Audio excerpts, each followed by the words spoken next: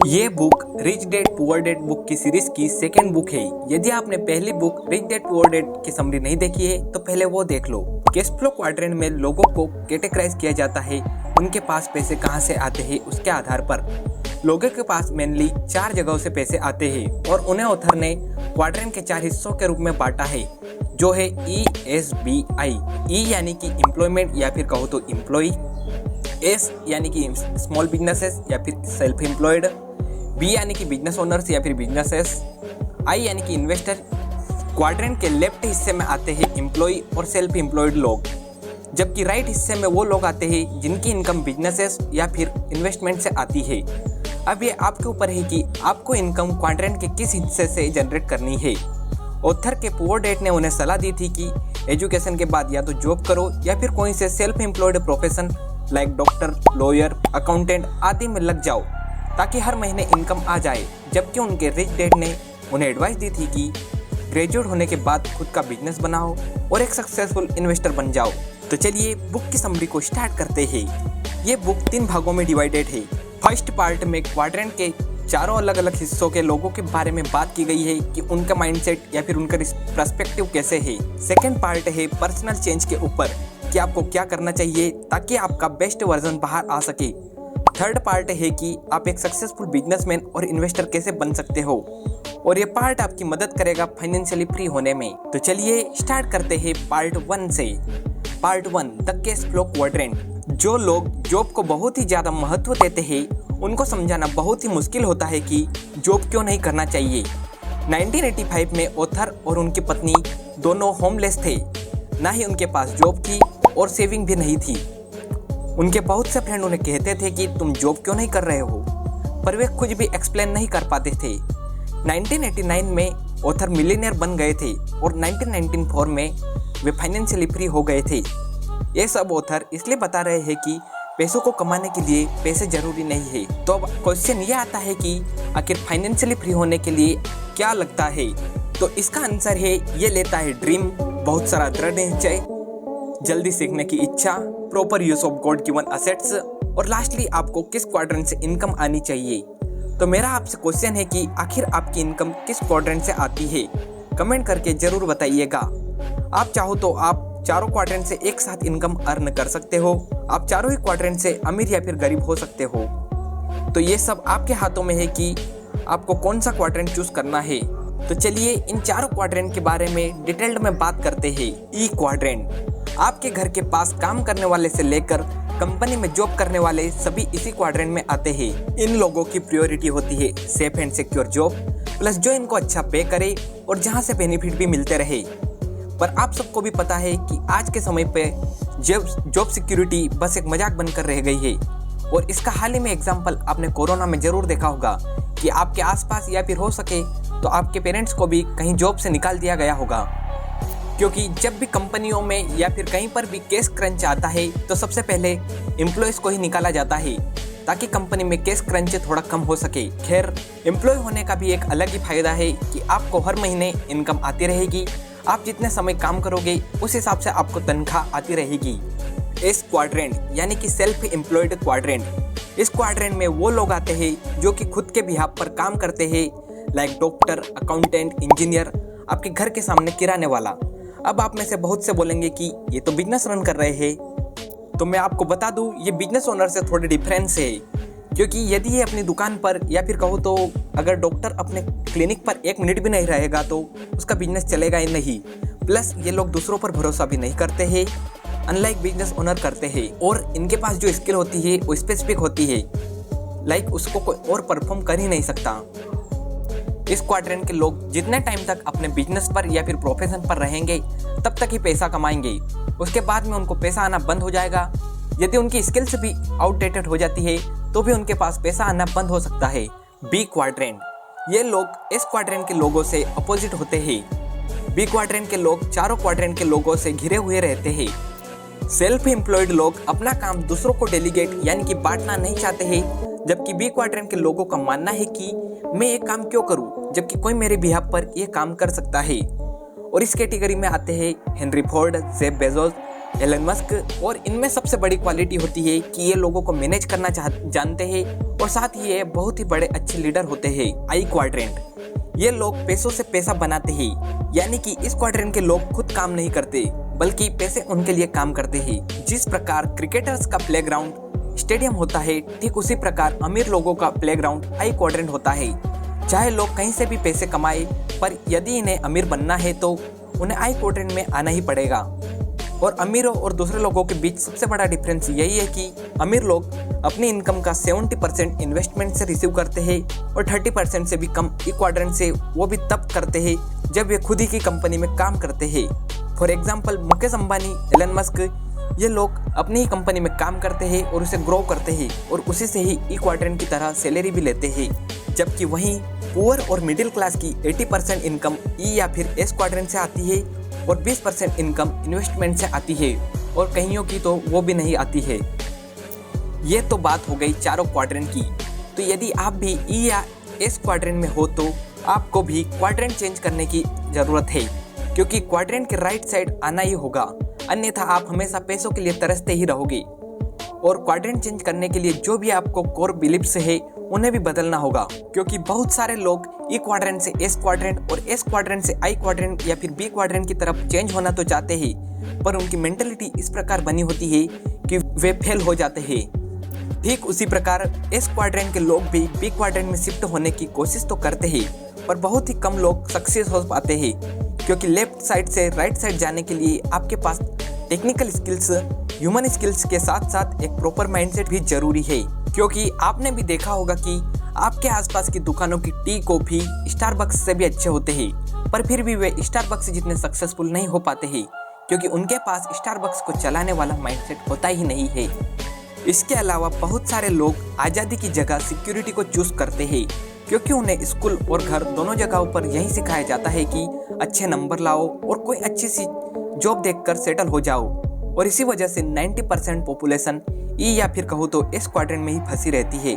और ये 90% पॉपुलेशन कभी भी फाइनेंशियली फ्री नहीं हो पाती है, बस काम काम काम और कुछ नहीं। और ये लोग हमेशा पैसों के जाल में फंसे ही रहते हैं। जबकि जो राइट साइड की पॉपुलेशन यानी कि बी एंड आई क्वाड्रेंट के लोग पॉपुलेशन होती है, वो फाइनेंशियली फ्री होती है। सक्सेसफुल बी एंड आई बनने के लिए आपके पास फाइनेंस की इंटेलिजेंस जरूरी है, क्योंकि आप कितना कमाते हो ये मैटर नहीं करता, आप कितना रख पाते हो ये मैटर करता है। बहुत सारे लोग फ्रीडम और हैप्पीनेस ढूंढते तो है, पर यह देखा गया है कि बी एंड आई क्वाड्रेंट के लोग ही फ्री और हैप्पी रह पाते हैं। ई क्वाड्रेंट का लोग जॉब स्विच करने में या फिर एस क्वाड्रेंट में अपने को स्विच करने में फ्रीडम ढूंढता है, पर आपको भी पता है कि फ्रीडम राइट साइड है, ना कि लेफ्ट साइड। और यदि आप आपके बच्चों का भविष्य बर्बाद करना चाहते हो तो आप भी उनको एक सलाह दे सकते हो कि स्कूल जाओ, अच्छे नंबर लाओ और एक अच्छी सी जॉब करने लग जाओ। और कंग्रेचुलेसन, आप आपके बच्चों का भविष्य जरूर बर्बाद कर दोगे, क्योंकि ई क्वाड्रेंट के लोगों की 50% से ज़्यादा इनकम तो गवर्नमेंट ही ले जाती है। लाइक अभी बजट में भी खुलासा हुआ है कि 1 रुपये में से 58 पैसा तो गवर्नमेंट ही ले जाती है। अब आप ही बताइए कि जो उनके पास बचा हुआ 50% है, क्या वो उसमें लाइफ टाइम खुश रह पाएंगे और क्या वो लाइफ टाइम उसमें फाइनेंशियली फ्री भी हो पाएंगे? क्योंकि ई एंड एस क्वाड्रेंट में टैक्सेस के एडवांटेज भी बहुत ही कम है, जबकि वही बी एंड आई क्वाड्रेंट में बहुत सारे टैक्स बेनिफिट भी है। अब आप खुद ही देख लीजिए, अगर कोई बिजनेस खोल रहा है और अगर वो स्टार्टअप में भी है तो 4 साल तक तो गवर्नमेंट खुद ही बेनिफिट दे रही है। और उसके अलावा भी बहुत सारी सब्सिडीज बेनिफिट्स बहुत सारे हैं। और यदि आपको जल्दी से अमीर भी होना है तो आपको बी एंड आई क्वाड्रेंट से इनकम अर्न करनी ही पड़ेगी। यदि आप ई एंड एस क्वाड्रेंट में हो और यदि आप भी फाइनेंशियली सिक्योर बनना है तो आपको बी एंड आई क्वाड्रेंट की एजुकेशन जरूरी है, क्योंकि नॉलेज इज पावर। क्योंकि एक से भले दो, यानी कि आपको एक क्वाड्रेंट की जगह पर 2 क्वाड्रेंट में रहना चाहिए। लाइक कोई एम्प्लॉय है वो आई क्वाड्रेंट से भी इनकम अर्न कर सकता है, और कोई सेल्फ एम्प्लॉयड है वो खुद का बिजनेस आगे बढ़ाए, बिजनेस के बाद में खुद इन्वेस्टर बन जाए। और बहुत सारे तरीकों से आप इसका परम्यूटेशन एंड कॉम्बिनेशन बनाकर देख सकते हो, उस तरह से आप इनकम अर्न कर सकते हो। और यदि आपको सही में ही फाइनेंशियली फ्री बनना है तो आपका बी एंड आई क्वाड्रेंट से इनकम अर्न करना जरूरी है। अब चॉइस आपके हाथ में है, क्योंकि आपका बॉस आपको कभी भी अमीर बनने देगा ही नहीं, वो तो हमेशा आपका क्रेडिट खुद लेगा और खुद अमीर बनेगा। आगे ऑथर ने 3 बिजनेस सिस्टम बताए हैं। पहला है ट्रेडिशनल, यानी कि खुद सिस्टम बनाओ, खुद के सिस्टम पर काम करो। सेकेंड है फ्रेंचाइजी, यानी कि दूसरे को सिस्टम को खरीद लो, लाइक आप मैकडोनल्ड्स, स्टारबक्स आदि की फ्रेंचाइजी सिस्टम खरीद सकते हो। और थर्ड है नेटवर्क मार्केटिंग, यानी कि दूसरे के बिजनेस के पार्टनर बन जाओ। खैर, नेटवर्क मार्केटिंग मेरे हिसाब से एक अच्छा कंसेप्ट नहीं है। आप फोकस करो या तो ट्रेडिशनल बिजनेस बनाने में या फिर खुद की फ्रेंचाइजी खरीदो, पर फ्रेंचाइजी से भी आप उतना नहीं कमा पाओगे क्योंकि उसको एक स्पेसिफिक अमाउंट देना पड़ेगा और सारी की सारी टर्म्स एंड कंडीशन के अंदर रहना पड़ेगा। इसलिए मैं बोलना चाहूँगा कि आप ट्रेडिशनल बिजनेस में ही आओ। आगे ऑथर ने इन्वेस्टर्स की 5 लेवल के बारे में बात की है। फर्स्ट लेवल है the zero financial intelligence level. ये लोग वो होते हैं जिनके पास जैसा ही पैसा आता है वैसे ही खर्च करने लग जाते हैं। और तो और बहुत सारे लोग तो इनकम से भी ज़्यादा एक्सपेंस कर देते हैं और बस ये अंदर ही अंदर कर्ज में डूबने लग जाते हैं और इन्वेस्टमेंट कभी कर ही नहीं पाते हैं क्योंकि इनके पास फाइनेंस की इंटेलिजेंस तो होती ही नहीं है। बस ये सोचते हैं ज़िंदगी ना मिलेगी दोबारा, आ जाए आज के आज ख़त्म करो, आगे की क्या चिंता करे भैया, ऐसा। लेवल 2 द सेवर्स आर लूजर्स लेवर। ये वो लोग होते हैं जो पैसा सेव करते हैं, बस प्रॉब्लम इनके साथ ऐसी है कि ये बस पैसा सेव ही करते हैं, ना तो उसे बढ़ाने के बारे में सोचते हैं। और आपको पता है यदि आप थोड़ा भी इंटेलिजेंट हो तो उनको महंगाई खाती जा रही है उन पैसों को। उनको लग रहा है कि पैसे उनके सेफ है, पर हाँ सेफ भी है, पर महंगाई तो खा रही है ना। पर मैं आपको यहाँ पर एक सजेशन देना चाहूँगा कि आप इतने पैसे तो सेव जरूर करें कि जिससे कि आपका इमरजेंसी फंड मेंटेन हो पाए और कहीं पर भी आपको एक अपॉर्चुनिटी फंड की तरह भी पैसे सेव करने चाहिए। लाइक कहीं पर अपॉर्चुनिटी आ जाए, लाइक अभी बजट के पहले मार्केट गिरा था, अब उस समय थोड़ा बहुत इन्वेस्टमेंट कर सकते थे और आराम से थोड़ा बहुत रिटर्न पा सकते थे।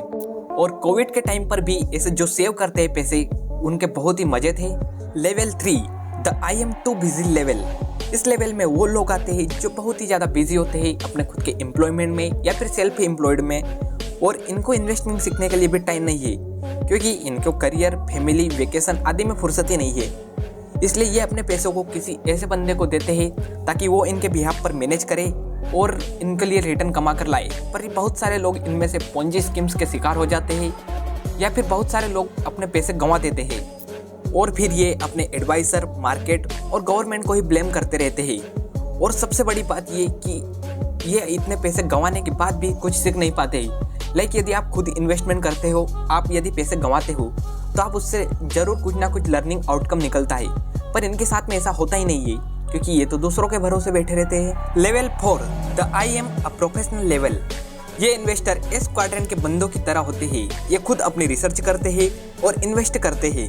और आपको बता दूं, मैं भी अभी तो इसी लेवल पर हूँ और अधिकतर लोग इसी लेवल में पढ़े हैं और इनके पास नॉलेज तो है पर इतना भी ज़्यादा नहीं।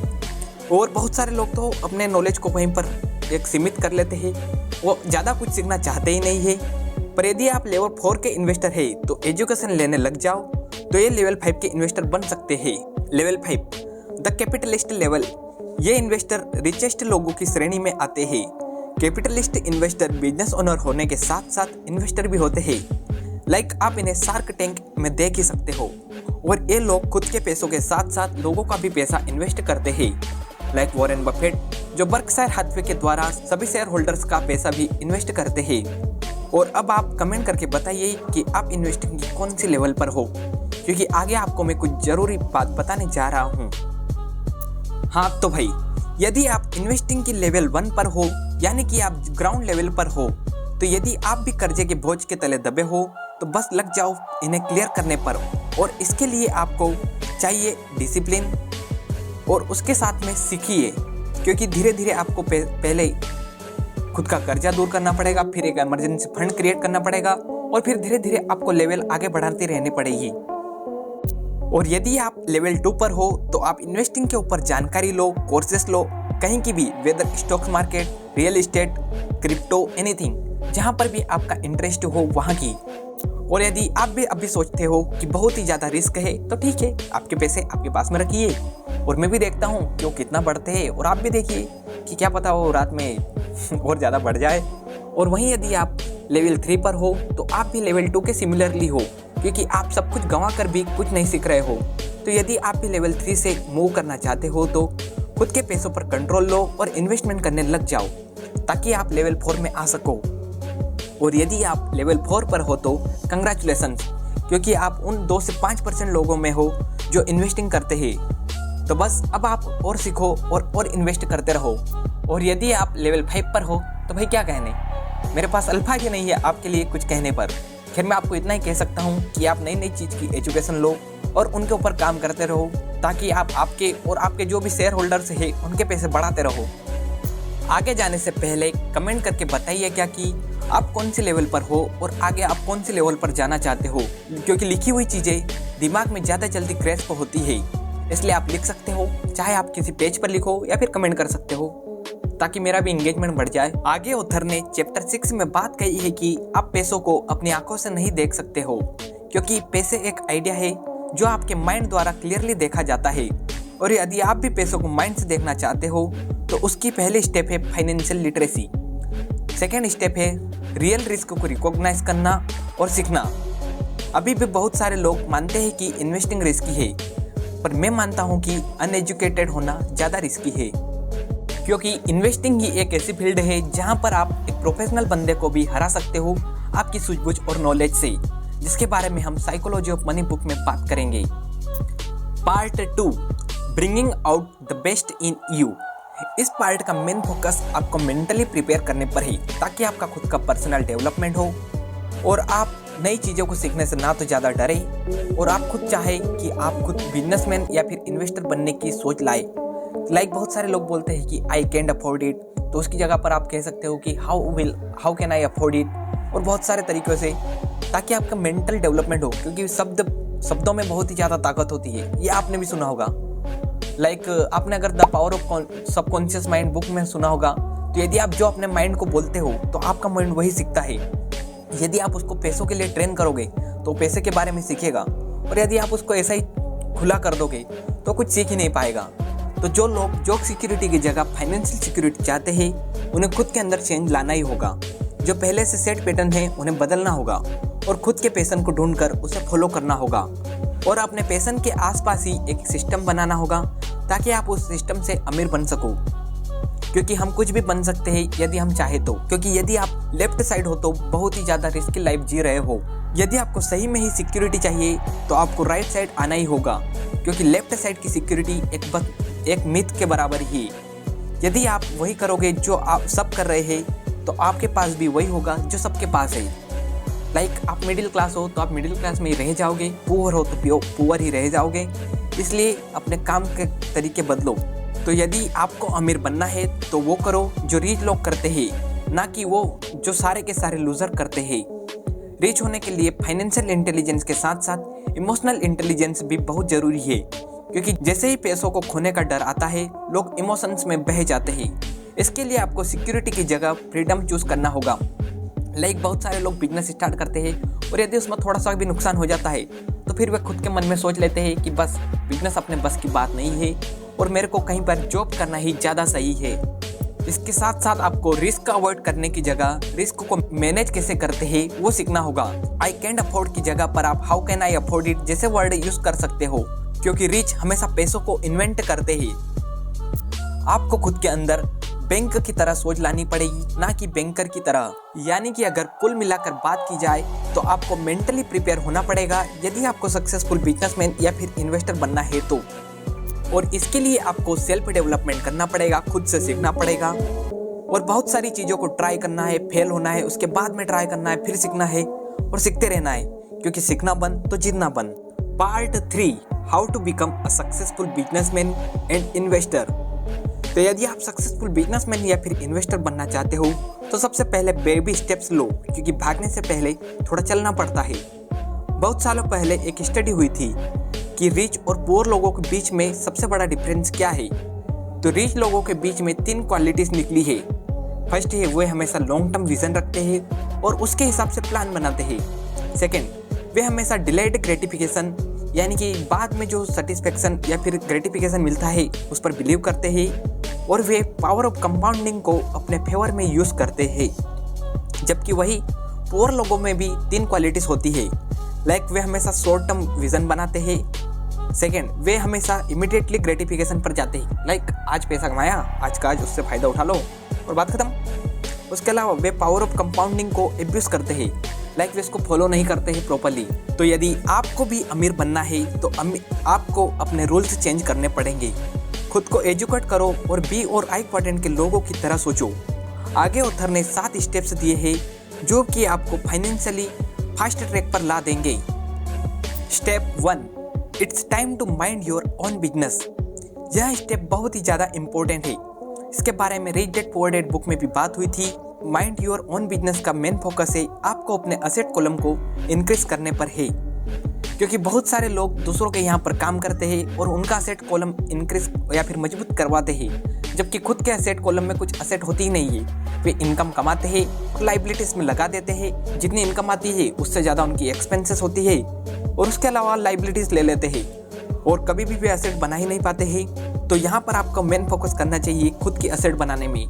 इसके अलावा आप थोड़ा समय खुद के लिए निकालो और फाइनेंशियली प्लान बनाओ कि लाइक आप 5 साल में क्या अचीव करना चाहते हो और अभी आप कहाँ के लेवल पर हो, और अगले 1 साल में क्या अचीव करोगे और अभी आप कहाँ पर हो, और उनके लिए एक प्रॉपर प्लान बनाओ और गोल जैसे जैसे अचीव करते जाओ। खुद के लिए रिवार्ड दो और इसके लिए आपको सेल्फ डिसिप्लिनरी पर्सन बनना ही पड़ेगा। स्टेप 2, अपने कैश फ्लो पर कंट्रोल पाओ।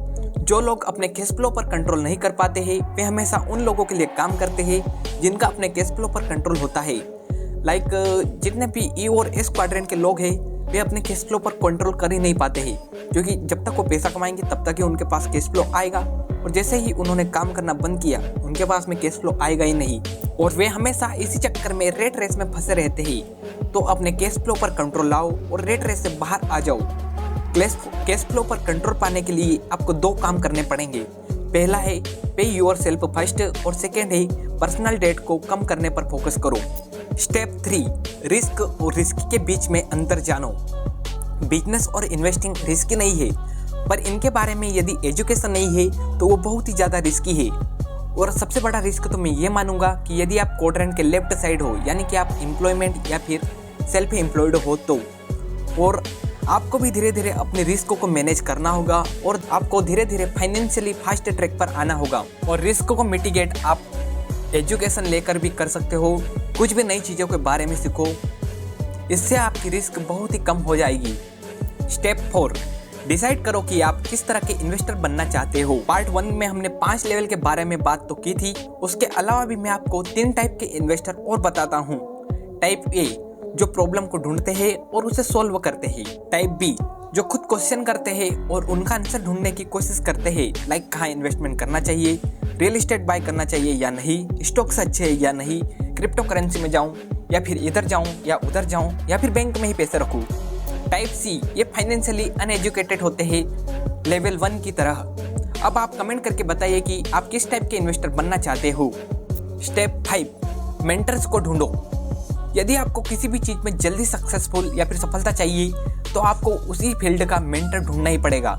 लाइक यदि आप ट्रायल एंड एरर करोगे तो आपको बहुत ही ज़्यादा टाइम वेस्ट होगा, पर यदि वहीं आपको कोई एक बंदा आकर बताएगा कि आप यदि इस रास्ते पर जाओगे तो आप जल्दी अचीव कर सकते हो, तो मेरे हिसाब से वो आपको ज़्यादा हेल्प करेगा। तो इसलिए एक अच्छा मेंटर ढूंढो, और एक सच्चा मेंटर वही होता है जो कि आपको बताता है कि क्या इंपॉर्टेंट है और क्या नहीं। और आप लाइफ में 2 तरह के लोगों को ढूंढो, एक रोल मॉडल, यानी कि जिससे आप सीखो कि आपको किस तरह का बनना है। लाइक आप अगर इन्वेस्टमेंट में बेस्ट बनना चाहते हो, लाइक वॉरेन बफेट को फॉलो करो।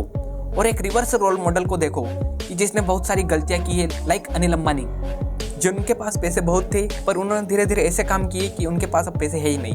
वो आपके रिवर्स रोल मॉडल हो सकते हैं कि आपको क्या क्या नहीं करना चाहिए ताकि आप ऐसी गलतियाँ करो ही नहीं और उनकी ही गलतियों से सीख लो।